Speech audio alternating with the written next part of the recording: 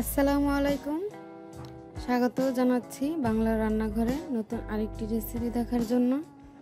আশা করছি সবাই ভালো আছেন। আজকে আমি গরুর কলিজা আর ফ্যাপসা ভুনা রেসিপি নিয়ে আপনাদের সামনে হাজির হয়ে গিয়েছি।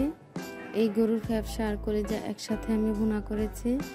তো চলুন এই গরুর কলিজা আর ফ্যাপসা ভুনা রেসিপিটা শুরু থেকে শেষ পর্যন্ত দেখে নেই।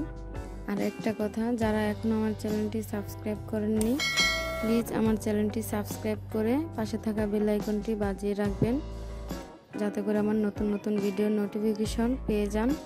তো চলুন শুরু করা যাক। এখানে 1 কেজি গরুর কলিজা আর ফ্যাপসা নিয়ে নিয়েছি, আর এগুলো আমি সিদ্ধ করতে দিয়ে দিব। তো সিদ্ধ করে উপরে যে পর্দা ছিল সেই পর্দাটা উঠিয়ে ছোট ছোট টুকরা করে ভালো করে ধুয়ে পরিষ্কার করে নিয়েছি। এখানে একটি পাত্রে তেল দিয়ে দিয়েছি আমি পরিমাণ মতো, আর তেলটাও গরম হয়ে গেছে।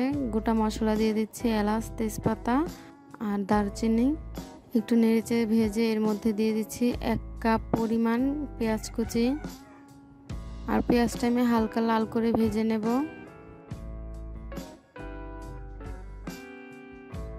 পরিমাণ মতো লবণ দিয়ে দিচ্ছি। আলু কিউব করে কেটে নিয়েছি, পেঁয়াজের সাথে দিয়ে আমি নেড়েচেড়ে ভেজে নেব। পেঁয়াজগুলো লাল হয়ে ভাজা হয়ে গেছে। এখন এর মধ্যে আমি 2 চামচ আদা রসুনের পেস্ট দিয়ে দিচ্ছি, আর আদা রসুনের পেস্টটা আমি পেঁয়াজের সাথে একটু নেড়েচেড়ে ভেজে নিচ্ছি।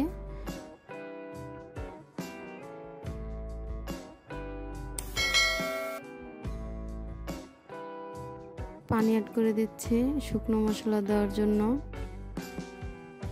1/2 চামচ হলুদের গুঁড়া, 1 চামচের চেয়ে একটু কম লাল মরিচের গুঁড়া, 1/2 চামচ জিরা গুঁড়া, 1/2 চামচ ধনিয়া গুঁড়া, 1/2 চামচ গরম মশলা গুঁড়া,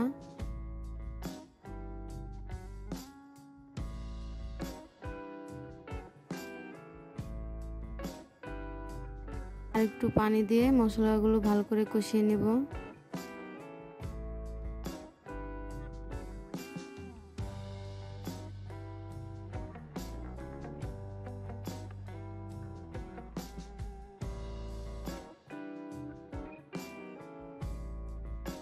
মশলাগুলো কষানো হয়ে গেছে। এখন এর মধ্যে আমি সিদ্ধ করা কেটে রাখা ফ্যাপসা আর কলিজা দিয়ে দিচ্ছি, দিয়ে ভালো করে মশলার সাথে মিশিয়ে নেব।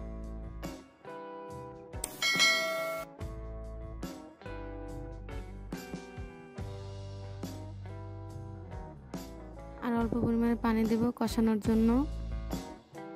এটা ঢেকে আমি কষিয়ে নিচ্ছি।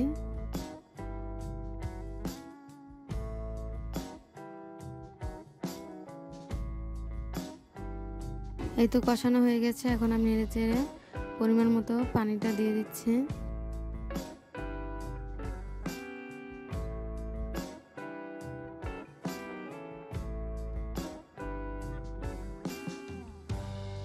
এখন এটা আমি ঢেকে রেখে দেব যতক্ষণ না রান্নাটা হয়ে যাচ্ছে।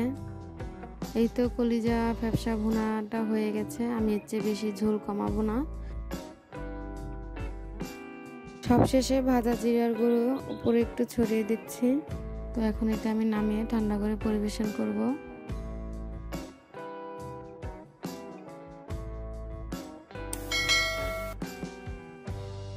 সাজানোর জন্য এখানে আমি একটু ধনিয়া পাতা, একটা কাঁচামরিচ দিয়ে দিচ্ছি।